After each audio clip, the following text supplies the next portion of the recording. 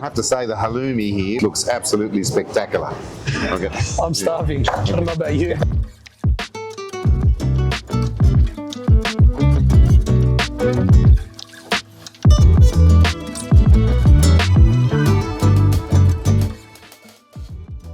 If you guys don't know who this gentleman is, let me inform you. So it's the ex-Deputy Commissioner of New South Wales, right? Yeah. But you started in the force from a cadet, from the get-go? Everyone has to be a student first. There you go. Start off, yeah. So Nick is a protector of our country, of our state, a dear friend, and we just want to have a couple of words with Nick because he has released a book, Behind the Badge, that's just recently come out. We just want to go over it, give some exposure because there's a lot of great stories in here. Believe me, it's a great book, it's a great read. So Nick, welcome.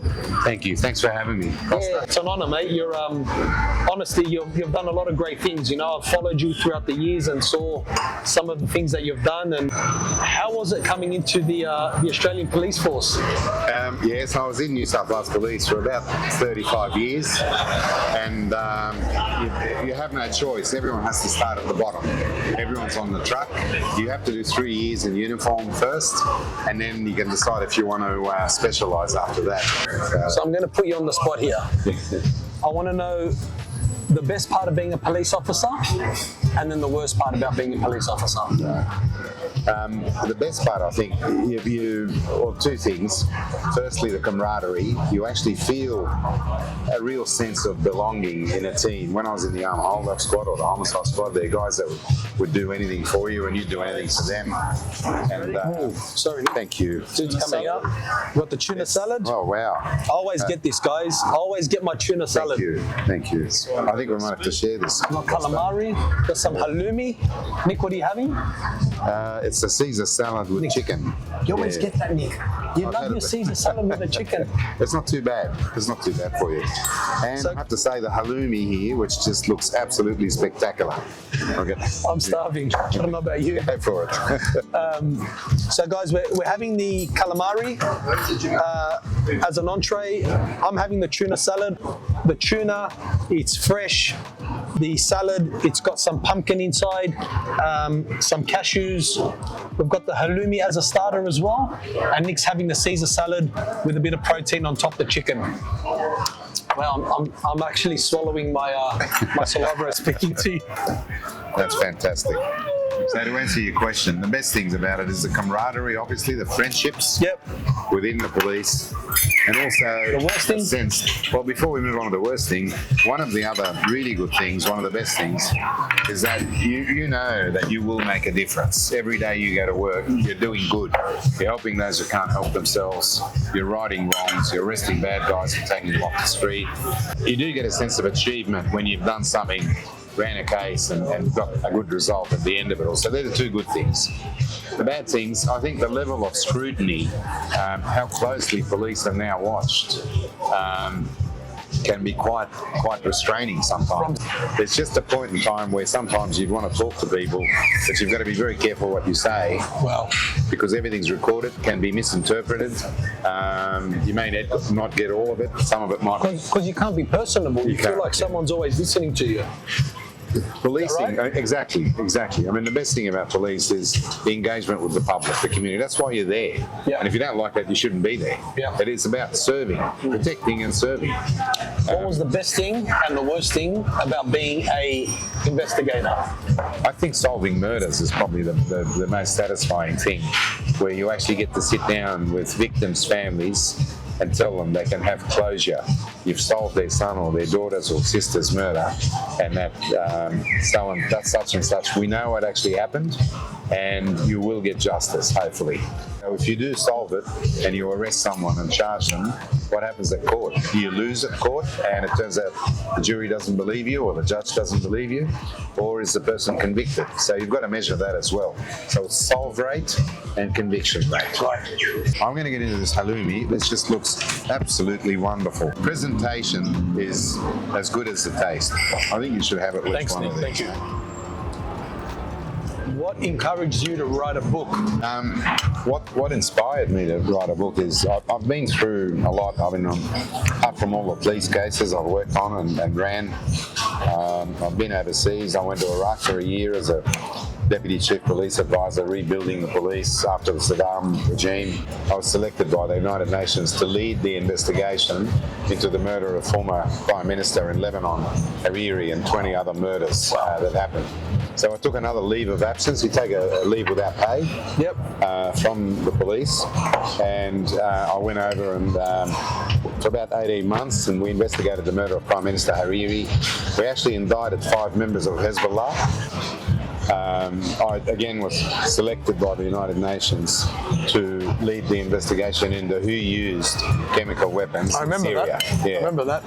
And that was, again, we finished the investigation. We proved it was the Syrian government. And I think records are now being revealed after the Assad regime fell in Syria, where they're finding documents and records that prove that what we said is right, that he did use chemical weapons on his population, on his community, on his people, which is dreadful. We lived in Jordan, my wife and I, for about three years or so, 3.5 years. That's where one of the headquarters for UNRWA was. And then we came back. I did a little bit of consulting work, and then I was asked to chair or head up the Royal Commission inquiry into military suicide in Australia, in the Australian military. I actually ummed and ahed about that a bit because I knew it was going to be a hard slog, and it was. We think up to 80% of those who are suicide on any given year have never actually been to a war. So it's how they're being treated in the barracks. It's how their chain of command treats them. It's how their workmates treat them. It's their disciplinary system being twisted against them. So the thing is, I think we learn to recognise that these problems are not restricted to the military. There are similar problems in police, similar problems in emergency services, but certainly we saw, just to take an example, the Special Forces guys, the SAS and the commandos in the military. It's hard for a big, hard, tough guy, as we all think we are. We all think we're 10 foot tall and bulletproof, to put our hand up and say, look, I'm actually not well. I've been through hell. I'm suffering, and I need you to support me instead of. That's right. It's a bit of a cliche. There's a stigma. If you declare to your superiors that you're not well and you need help and what have you, first thing they do, and for all the right reasons, they take your weapon off you, so you can't kill yourself.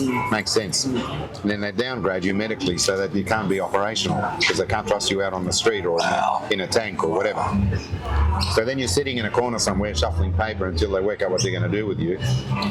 The Costa broke his legs. All his workmen say, "How you going, mate? Let's go and have a beer anyway. It doesn't matter. Okay, you hurt your leg. That's fine. They can see that. They can feel it. They know what the problem is." If you say, "I've got mental health issues. I've got PTSD. I've got depression. I'm suicidal," people don't know what to do. So they unintentionally walk away from you.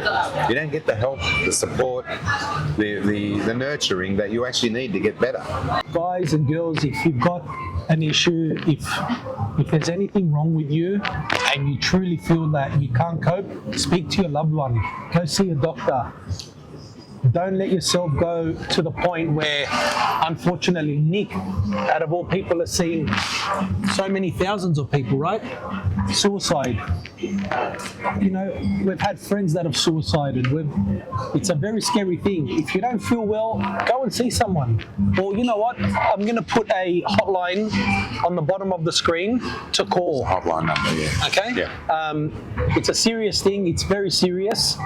And like Nick said, you can't see when you're suffering internally, but you can see a broken leg.